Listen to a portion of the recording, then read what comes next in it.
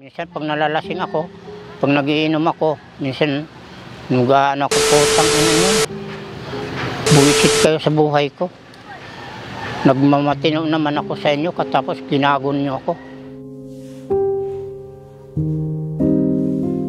Huwag ka naman sumubrang galit sa akin, pati mga anak ko. Paano mo naman, kahit para makita ko lang sila. Ilang taon na hindi ko sila nakikita. Maawa ka naman sa akin. Mahal ko rin naman mga anak ko. At saka kay Rowena, Rosalyn, Rosemary, yun lang ang tanging pag-asa ko sa inyo. Pakita kayo sa akin kahit sa pictures man lang.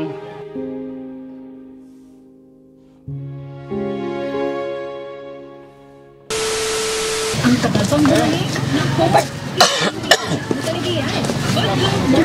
Hello po.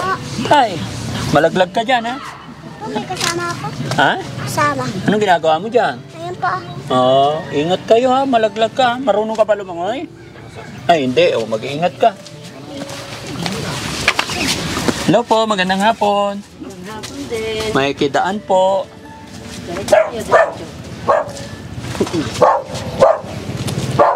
Nakakatakot. Pag nalaglag ako dyan, patay. Hindi ako marunong lumangoy. Si tatay. Hello po.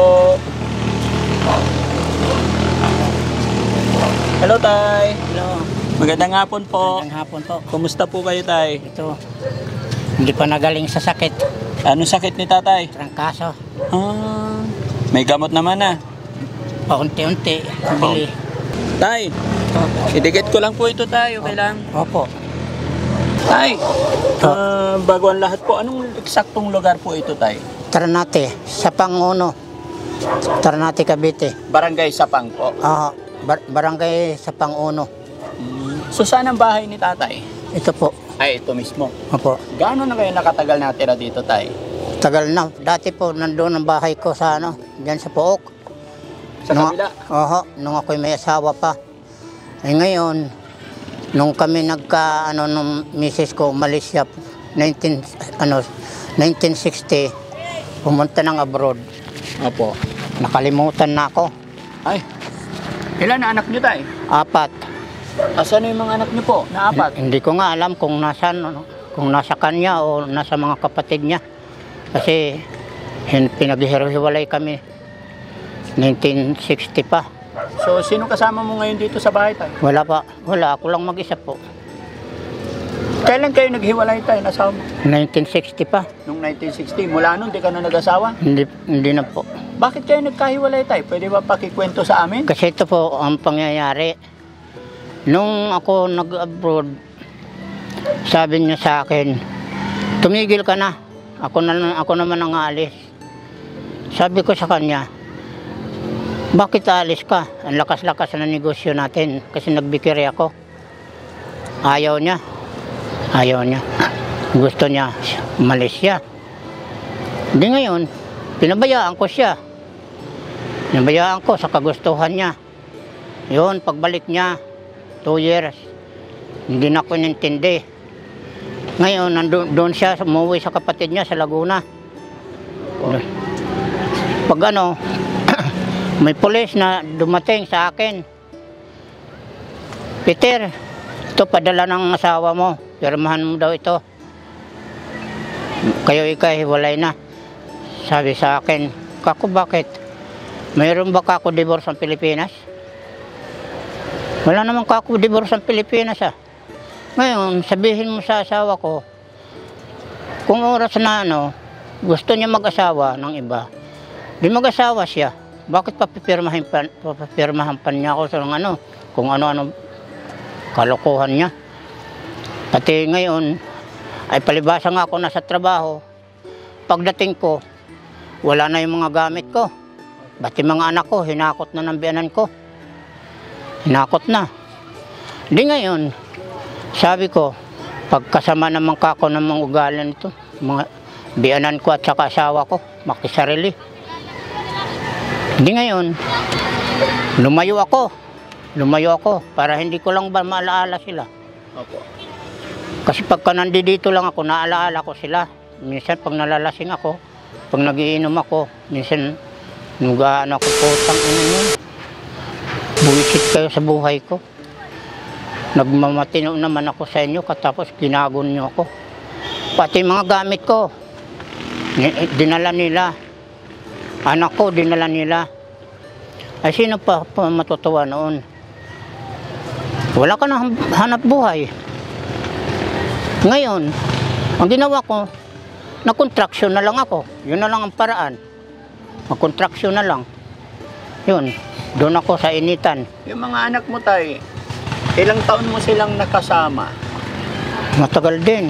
Kasi, nung yung panganay ko nasa 14 na 14 nung mawalay ka sa kanila. Oo, Yung bunso, ilang taon siya nung mawalay ka sa kanila? 8. So, since then, mula nung naghiwalay kayo hanggang ngayon, hindi ka na nila nakausap? Hindi. Hindi mo na sila nakausap? Minsan nga, inaano ko sa cellphone. Opo. Wala, ayaw naman anuhin.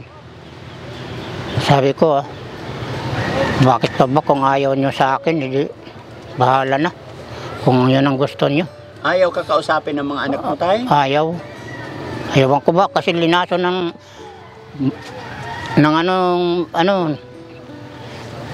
bayaw ko yung ugali ng mga anak ko eh. Po, ano po? Linason yung ugali. Nalaso, parang... Na para, huwag ka na makipag-usap dyan sa tatay mong demonyo. Nung mamatay nga biyanan ko eh. Hindi ko malaan kung nadyan mga anak ko kasi lagi nasa loob sila eh. Ay hindi naman pwede ako pumasok. Bakit po? Ay pinagtatabuyan ako palabas eh. Kaya hindi ko na pinapilitan ang sarili ko. Nandun lang ako sa labas, sa kalye. Nasa kalye ka lang, Oo. pero hindi rin lumabas yung mga anak mo. Hindi. Hindi mo rin alam kung nandyan sila. Hindi ko rin alam kung nandun sila sa loob. Ilang taon kayo nagsama nung asawa mo, tay? Matagal dahil kinasal kami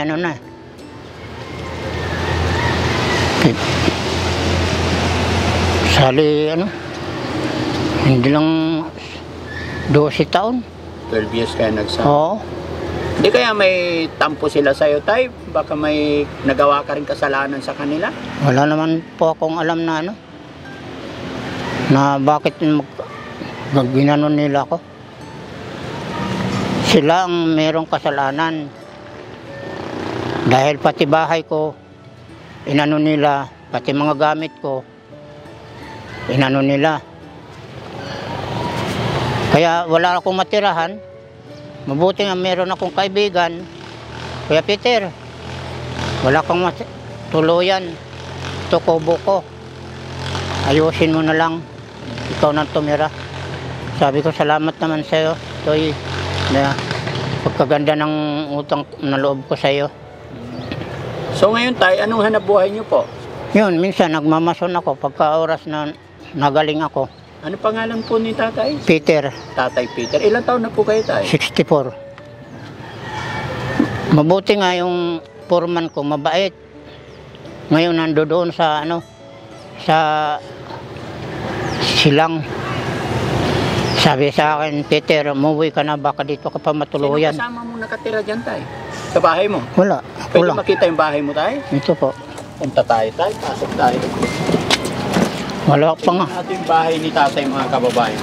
Ayon po sa kanya kasi, sa edad niyang 260 plus ay wala na siyang kasama naninira.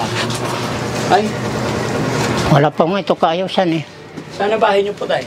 Ito nga. Ay, ito na. Oo. Ito. Ay, ito iba na rin to. Hindi, akin pa rin yan. Wala Wala pa. pa. Oo, wala pa nga kaayusan eh. Wala pa kaayusan. Oo. Gaano ka nakatagal natira dito, tay? Tagal na. Ilang taon na po? Baka Upo yan- ka, tay. Hindi lang 7. Dito upo ka, tay, para makita ka. Hindi lang 7. Pero doon matagal ako. Matagal ka na doon. Oo. Dito ilang taon na po? 7. Kumusta naman pamumuhay dito, tay? Ayos naman. Basta masipag ka lang, hindi ka rin naman agrabyado sa pagkain. Minsan, nangunguha ka ng isda. Ganon, para may ulam-ulam ka. Hindi kayo nangungupahan dito. Hindi. Sarili ko ito. So, ang pinaka-problema ni tatay, ano yung pinaka-problema talaga ni tatay? Yun, pagka oras na halimbawa, wala akong pera, wala akong pagkain. Siyempre, wala akong trabaho. Opo. Yun ang pinakamabigat sa akin, lalo na kung may sakit ako. Kaya yun ang problema ko sa lahat. Katulad nga ngayon, may trangkaso ako.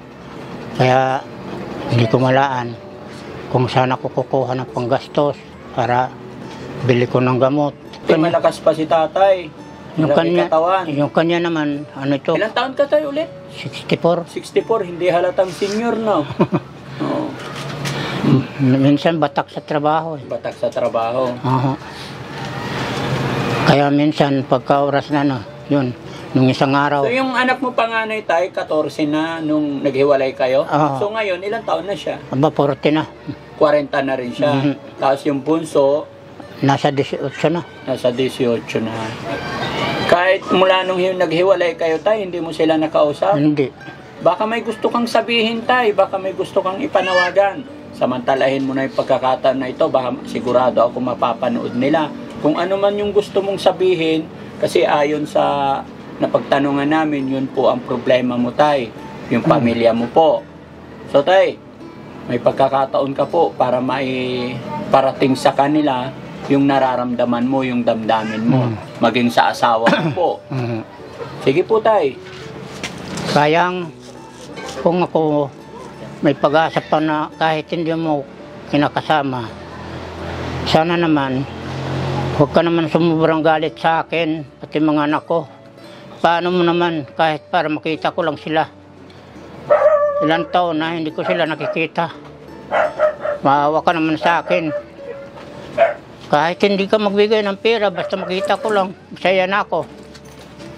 Hindi yung kung ano-ano lang inaano mo sa akin. Kasi siyempre kahit naman anong sa man ng tatay, mahal ko rin naman ang mga anak ko. Tsaka wala naman akong ginawa sa inyo masama. Bakit ginaganito niyo ako? Sana naman kayang sabihin mo kay Rowel, hindi ko kailangan ng pera niya kahit siya may hanap buhay o ano man. Pakita lang siya sa akin kahit sa pictures lang. At saka kay Rowena, Rosalyn, Rosemary, yun lang ang tanging pag-asa ko sa inyo. Pakita kayo sa akin kahit sa pictures man lang. Siyempre kahit papano, meron din nagmamahal pa sa inyong magulang. Kailan niyo ako makikita kung patay na ako? Sana naman maawa kayo sa akin. Yun lang ang inaano ko sa inyo. Kayang bakit inaano niyo ako? Sa bagay, marami ka ng pera kaya pinabayaan mo na ako. Samantala nung araw, pagkasaya-saya natin, bandang huli, kapaitan pala madadat niyan. Ewan ko ba sa buhay kong ito kung saan pumunta. Ilang taon ka sa abroad tay? 6. 6 na taon. Uh-huh. After 6 years na nag-abroad, yung asawa mo naman na nag-abroad. Oo. No, kasi ayaw niya na bito ka na nga lang. Wala namang kwenta yung pag-abroad mo. Sabi ko, ano mga gagawa ko? Hindi naman ako employer. Sabi ko, gusto niya, milyon-milyon ang papadala ko sa kanya. Baka naman tayo hindi mo na ibibigay yung sweldo mo nung nasa abroad ka. Hindi po. Kasi po, yung amin, ano noon, yung ano pa, yung ano ba, yung papadala lang. Papadala lang. Tapos, pagka oras na balik sa'yo, resibo. Ganun. Pinapadala mo lahat ng sweldo mo sa kanila.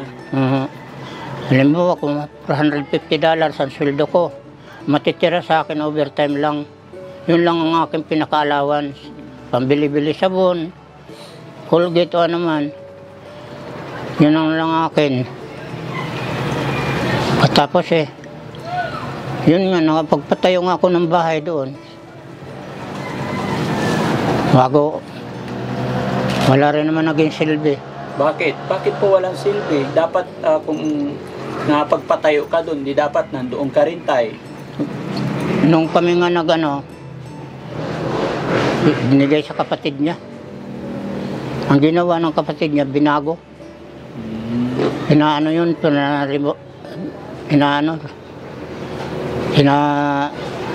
remodel. Hindi mo lang kung kanino bahay yung kung sa mga anak ko o sa bayaw ko. So yung asawa mo ngayon, tay, nasa abroad pa rin? Hindi ko mamulaan. Ay, hindi mo alam kung nasaan? Oo. Ano pangalan niya, tay? Yung asawa mo po? Yung Pareya. Hindi, Palayo niya, kayang. hindi na kayo nagkausap? Hindi na. Hindi na. Buhat nung year 2000 hanggang ngayon. Anong haba panahon niya? Kaya pati yung mga anak mo, hindi mo nakakausap, tay? Hindi. Pagka oras pinupuntahan ko doon sa Laguna, ang ginagawa ng bayaw ko, tinatago. Minsan nakakaisip ako na hindi maganda doon sa bayaw ko. Ano kaya pagpastanganin ko kaya bayaw ko? Wag, tay. Sabi ko, puta na, magkahiwalay na lang kami. Wag lang ako makulong. Total pag nakulong ako Lalong hindi mo makikita yung mga anak mo, tay. Oo. Pag nakulong ka. Siyempre lalo magagalit sa akin yun. Opo. Pag-pray mo na lang, tay. Total, may isip na yung mga anak mo. Gaya ng aking sinabi, nasa ustong gulang na sila. Kung ano yung nararamdaman mo, kung ano man yung alam mong pagkakamali mo, ihingi mo ng tawad unang-una sa Panginoon. Although hindi ko alam, tay, pero yun lang masasabi ko. Kasi wala namang nakukuha sa magandang usapin, no po? Lahat naman tayo nagkakamali. Siyempre. Hindi ko rin alam kung anong pagkakamali Kung anong mo. dahilan. Gaya ng sinabi mo, hindi mo rin alam kung anong kasalanan mo. So, habang malakas ka pa, ngayon, maririnig naman nila yung panawagan mo na to. Mag-sorry ka na lang po sa kanila, ganun na lang. So, sapin mo isa-isa yung mga anak mo, mapapanood nila to. Bumili nga ako ng cellphone. Tapos hinano ko ng mga kumarihan ko. Hinano ko. Kikita ko naman mga mukha nila. Opo. Bago ngayon, ayun naman sumagot. Sabi Ibig ko, sabihin, tay, ayaw nilang sumagot kasi nakikita ka naman nila dito. Ibig sabihin, may galit talaga sila sa'yo. yun nga, nabibringwas nga sila ng bayaw ko. Nabibringwas sila ng bayaw ko. Kaya, pagka oras nandun ako sa kanila, sasabihin ng hipag ko, nadyan, tatay mo na dyan. Pinapapasok sa loob. Paano ko pa makikita? Kaya, nauwi ako, hindi kami nagkausap ng mga anak ko. Nung dumating ang misis ko, dumating siya. Pumunta ko, nalaan ko siya na dumating. Nako, wala namang ginawa kung hindi nagdakdak. Parang nangitlog na manok.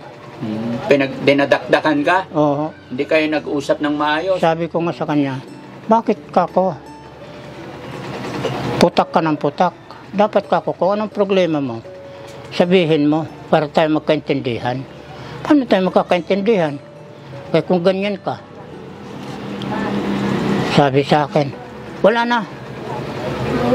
Bahala na ako sa buhay ko.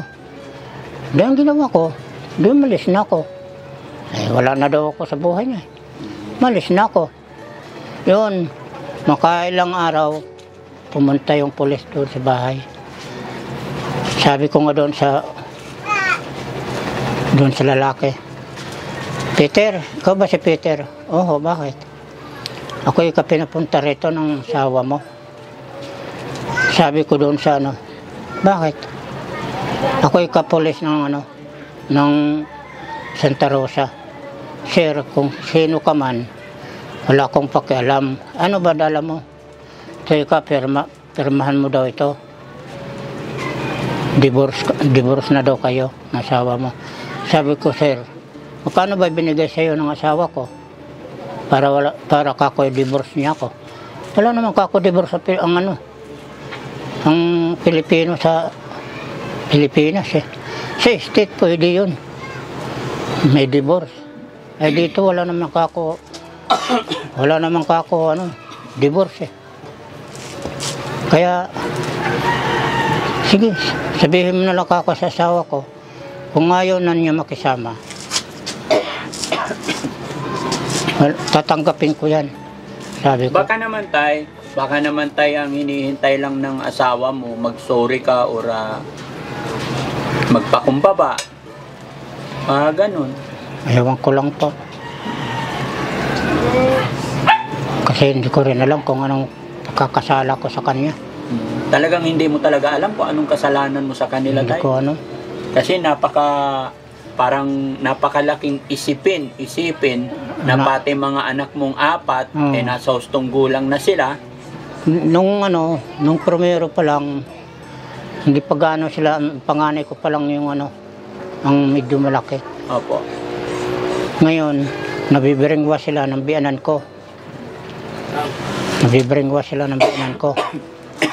Pagka oras na napunta ko doon, ginagawa ang biyanan ko, pinapatakbo sa taas. Doon kayo sa taas, doon. Kahit anong brainwash yun, tay, kung talagang pinaramdam mo yung pagmamahal sa kanila mula nung pinanganak hanggang nagkaedad na 14, hindi nila malilimutan kasi yun, tay eh. Yun nga.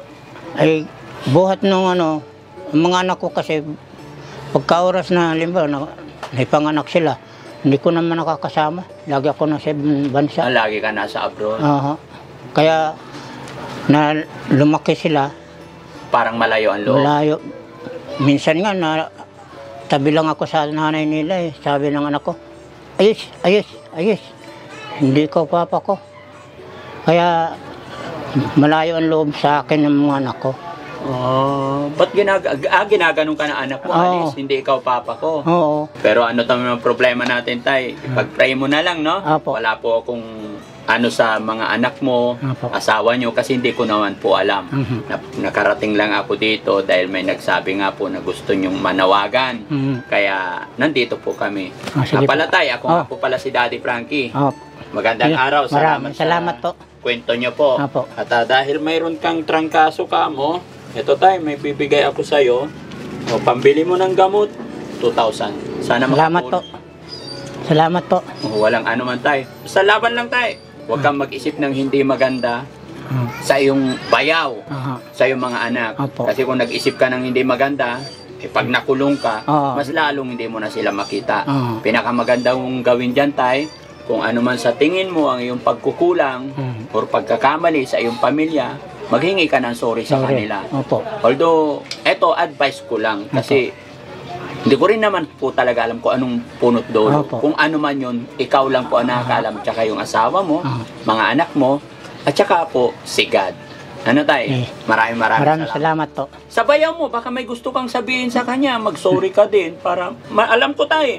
Sa pamamagitan ng video natin tayo nga pala, maging klaro lang, may video kami, i-upload namin to, okay lang? Opo. Okay. So, sa bayaw mo naman, alam ko mapapanood nila to, makakarating sa kanila to, ba may gusto kang sabihin, gusto mong mag-sorry kung mayroon kayong hindi na pagkasunduan, para maging maayos na kayo.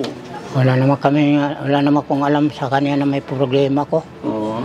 Ay di, tanungin mo, baka kung anong problema nila sa'yo para maayos. Yun lang. Bayaw, kung ano man pagkakasala ko sa inyo, sana naman pasensyahan nyo ako. Kausapin nyo ako ng mabuti para magka-usap-usap tayo ng maayos. Hindi yung lagi tayo kala mo magkagalit lagi. Sana naman, pagpasensyahan nyo ako kung ano man pagkakasala ko sa inyo. Bayaw, yun ang hinihiling ko sa inyo. Bayaw, sana naman kung nandyan yung mga anak ko sa inyo pag magbakasyon, sana naman sabihin mo sa kanila na kung maaari, makita nila ako. Mahirap naman kung sa kanila ako makikita kung bangkay na ako. Sana pakiusap lang bayaw. Para naman magkausap kami habang buhay pa ako. Maraming salamat sa iyo bayaw. Kaya sana sabihin mo naman sa mga anak natin na kung ano mang galit nila sa akin, sabihin mo na huwag na sila magtanim ng galit. Sabihin mo sa kanila, nahingi ng tawad sa inyo ang magulang nyo. Sana kausapin nyo naman ako. Yun lang ang hinihiling ko sa inyo, kayang para naman magkausap-usap tayo habang ako nabubuhay pa. Mahirap naman pagka oras wala na ako, tsaka tayo magkita. Anong magpapala ko? Kaya sana naman habang buhay pa ako, magkita-kita tayo. Yun lang hinihiling ko sa iyo, kayang kausapin mo mga anak natin. Mabuti pa ngayong iba. Sa nabalita ko lang, Peter, anak mo, lagi kami magkatawagan. Mabuti pa nga kako sila. Natatawagan ng mga anak ko, ako hindi. Kaya ako sabi ko, para masama na talaga akong tao. Bakit hindi ako kilalang magulang? Sana naman, kung ano pagkakasala ko sa inyo, patawarin na ninyo ako. Kung ako naman nagkasala sa inyo mabigat, patawarin ninyo ako. Yun lang naman hinihiling ko sa inyo. Kung sakali yun lang ang pinakikiusap ko sa inyo, kayang. Sige tay. Sige po. Maraming salamat tay. Opo. Basta masasabi ko lang, huwag kang mawala ng pag-asa. Opo. Ganun talaga minsan ang mga magulang. May Opo. kasabihan po tayo tay na minsan ang magulang hindi kayang tiisin ang anak. Opo. Pero minsan ang anak natitiis ang magulang. Pero andyan si God, nagagabay sa atin lahat, at ipag-pray lang natin yung ating mga problema, matutugunan yan sa tamang panahon. Ano po? Opo. Yan. Basta mag-iingat ka tayo, huwag kang Opo. mag-iisip ng masama or what. Mahalin mo yung sarili mo. Darating din ang panahon, yung mga anak mo, pag naging magulang na sila, mararamdaman din nila kung ano yung nararamdaman mo. Ano po? Opo. Ipag-pray mo lang tayo. Opo. Maging malakas sila, maging malakas ka rin. Opo. Para pag nagkaapo ka na sa kanila, doon marirealize nila, maiisip nila kung gaano nga ba kahalaga ang ating mga magulang. Diba? Opo. Maraming salamat tayo. Maraming God bless salamat. po. Ingat ka parati. Opo. Ayan. So ayan mga kababayan, mga kabarangay, si Tatay Peter po na natagpuan namin dito at nananawagan na makausap man lang niya ang kanyang 4 na anak. Saan bansa ka nga ba galing tayo? Riyadh. Riyadh. 6 na taon si Tatay sa Riyadh mga kababayan. Pero ngayon 64 years old. Sa construction na lang daw siya nagtatrabaho ngayon. Pero sige tay, maraming sige. salamat po. Sige. Bye-bye po.